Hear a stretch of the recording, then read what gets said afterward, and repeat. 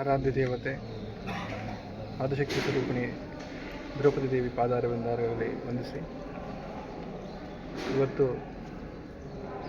ಮಠದಲ್ಲಿ ಎಲ್ಲ ರಾಜ್ಯದ ಕುಲಬಾಂಧವರು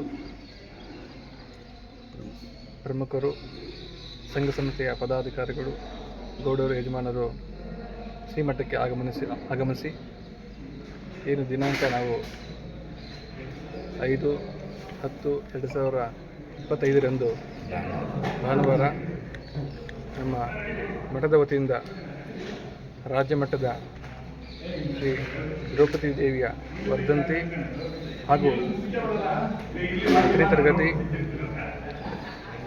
ರಾಜ್ಯ ಮಟ್ಟದ ಅಂಕಿ ಗಳಿಸಿದಂತಹ ಎಲ್ಲ ವಿದ್ಯಾರ್ಥಿಗಳಿಗೆ ಪ್ರತಿಭಾ ಪುರಸ್ಕಾರ ಕಾರ್ಯಕ್ರಮವನ್ನು ಹಮ್ಮಿಕೊಂಡಿದ್ದೇವೆ.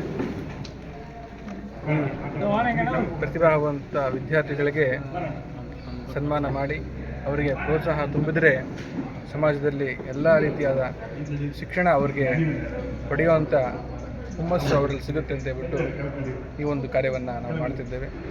ಕಳೆದ 4 ವರ್ಷಗಳಿಂದ ನಾವು ಈ ಕಾರ್ಯಕ್ರಮವನ್ನು ಮಾಡಿದ್ದೇವೆ.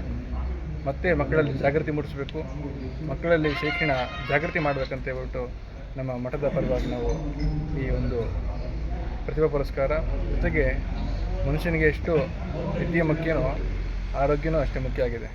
ಹಾಗಾಗಿ ಅದ್ರ ಜೊತೆಗೆ ನಾವು ಆರೋಗ್ಯ ಶಿಬಿರ, ರಕ್ತದಾನ ಶಿಬಿರವನ್ನು ಕೂಡ ಉಚಿತವಾಗಿ ಇಲ್ಲಿ ನಾವು ಮಾಡ್ತಾ ಇದ್ದೇವೆ.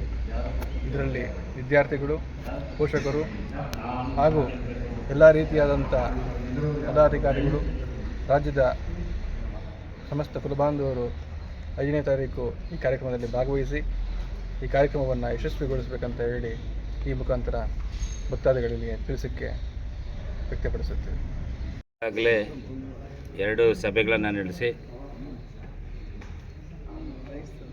ಮುಂದಿನ ಅಕ್ಟೋಬರ್ ತಿಂಗಳಲ್ಲಿ 5ನೇ ತಾರೀಕು ಭಾನುವಾರ ರಾಜ್ಯ ಮಟ್ಟದ ದ್ರೌಪದಿ ವರ್ಧ ಜಯಂತಿ ಮತ್ತು PUC ಮತ್ತು SLC ಮತ್ತು ಡಿಗ್ರಿ ಮಕ್ಕಳಿಗೆ ಪ್ರತಿಭಾ ಪುರಸ್ಕಾರ ಕೊಡಬೇಕು ಅಂತೇಳಿ ತೀರ್ಮಾನ ಮಾಡಿ ಮಠದ ಎಲ್ಲ ಪದಾಧಿಕಾರಿಗಳು ಸ್ವಾಮಿಗಳ ನೇತೃತ್ವದಲ್ಲಿ ತೀರ್ಮಾನ ಮಾಡಿ ಇವತ್ತು ಈ ಕಾರ್ಯಕ್ರಮ ನಿಗದಿ ಮಾಡಿದರು. ಈ ಕಾರ್ಯಕ್ರಮಕ್ಕೆ ನಮ್ಮ ತಾಲೂಕಿನ ಶಾಸಕರಾದ ಶರತ್ ಬಚ್ಚೇಗೌಡರು, ಸರ್ಕಾರದ ಮುಜರಾಯಿ ಮತ್ತು ಸಾರಿಗೆ ಸಚಿವರಾದಂಥ ರಾಮಲಿಂಗಾರೆಡ್ಡಿಯವರು, ಮಾಜಿ ಲೋಕಸಭಾ ಸದಸ್ಯರು, ನಮ್ಮ ಸಮಾಜದ ಅನೇಕ ಪ್ರಮುಖರು ಈ ಕಾರ್ಯಕ್ರಮದಲ್ಲಿ ಭಾಗವಹಿಸಿದ್ದಾರೆ.